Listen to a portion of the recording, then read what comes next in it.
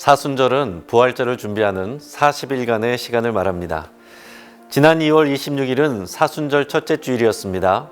대부분 교회에서 사순절에 대한 안내를 받으셨을 것입니다. 그리고 대부분의 교회에서 목사님들이 이 사순절 기간에 예수님의 고난을 묵상하면서 절제하는 삶을 살자고 권면했을 거예요. 그런데 어떤 분들은 사순절은 미신적인 것이니 지키지 말아야 한다고 주장합니다. 실제로 사순절을 지키지 말 것을 결의한 교단도 있습니다. 그 이유는 몇 가지가 있습니다. 첫째, 사순절이 성경에 언급되지 않는 인간적인 기념일이고, 둘째, 로마 가톨릭의 미신적인 행사이기에 칼빈과 같은 종교개혁자들이 반대했으며, 셋째, 말씀 중심의 신앙을 훼손할 우려가 크다는 것입니다. 사순절은 서기 325년 니케아 공회에서 부활절 날짜를 확정하면서 함께 정해졌습니다. 고대 그리스 도시인 니케아에서 기독교 지도자들이 모여서 중요한 결정을 한 것입니다. 그 이전부터 이미 많은 교회가 사순절을 의미 있게 지내고 있었습니다. 이미 대부분의 개신교 교회에서는 사순절을 중요하고 의미 있는 절기로 지킵니다. 그러면 뭐가 맞는 것일까요? 먼저 성경에 언급되지 않기 때문에 반대하는 것은 잘 생각해 보셔야 됩니다. 같은 이유로 이단들은 토요일 안식일에 예배하면서 일요일에 예배하는 교회들을 틀렸다고 비판합니다. 성경을 문자적으로만 해석하면 그렇게 생각할 수 있지만 성경 내용의 의미와 그 흐름을 복음적으로 이해한다면 일요일인 주일에 예배하는 것은 성경적이고 합당한 일입니다.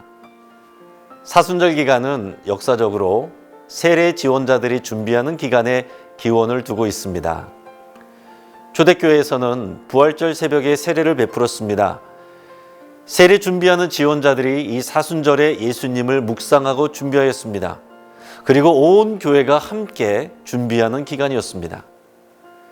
점차 교회들은 세례 준비 기간을 예수님이 광야에서 사명을 준비하며 금식했던 40일에 맞추게 되었습니다. 사순절은 성경에서 지정한 진리의 문제는 아닙니다. 상황에 따라서 지킬 수도 있고 안 지킬 수도 있습니다. 하지만 건강한 믿음으로 지키면 신앙에 큰 유익을 줄 수 있습니다. 또한 종교개혁자인 칼뱅은 그의 책 기독교 강요에서 로마 가톨릭의 미신적인 행사이기 때문에 사순절을 반대한다고 했습니다. 하지만 칼뱅이 사순절을 미신적이라고 한 것은 과도한 금식을 통해서 구원을 받으려고 하는 성도들의 잘못된 신앙과 행위를 지적하기 위해서였습니다. 칼뱅은 사순절 자체가 미신적이라고 말한 것이 아니라 사순절을 대하고 지키는 사람들의 그 믿음과 행위가 미신적이라고 지적했습니다. 그래서 그러한 미신적인 믿음과 행위를 막기 위해서 사순절을 반대했던 것입니다. 여러분 생각해 보세요. 십자가는 그리스도인들에게 중요한 의미를 갖습니다.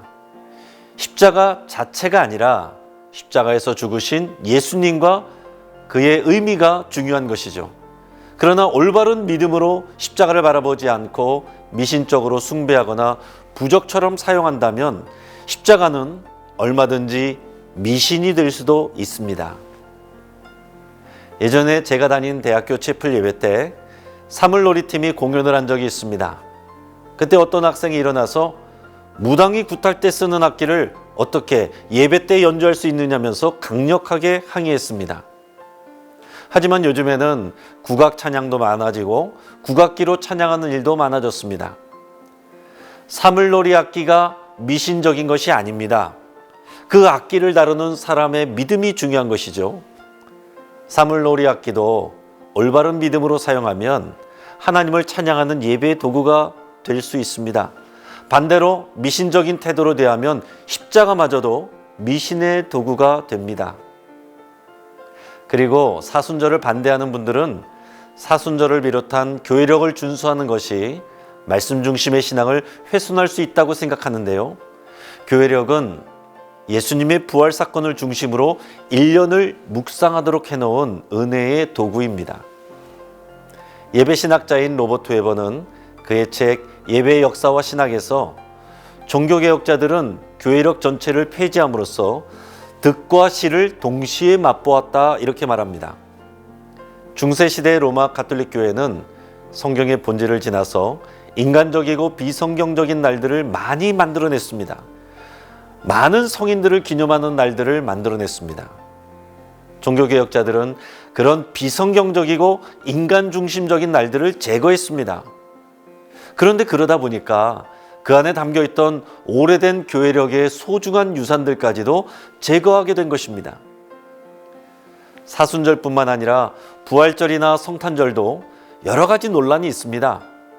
그러나 이런 논의들은 신학자들이 고민할 내용들입니다. 사순절을 미신이라고 생각해서 금하는 교단의 주장도 한편으로 일리는 있습니다. 그러나 그 교단에 속한 교회들도 사순절을 건강하게 지키는 경우들이 많이 있습니다.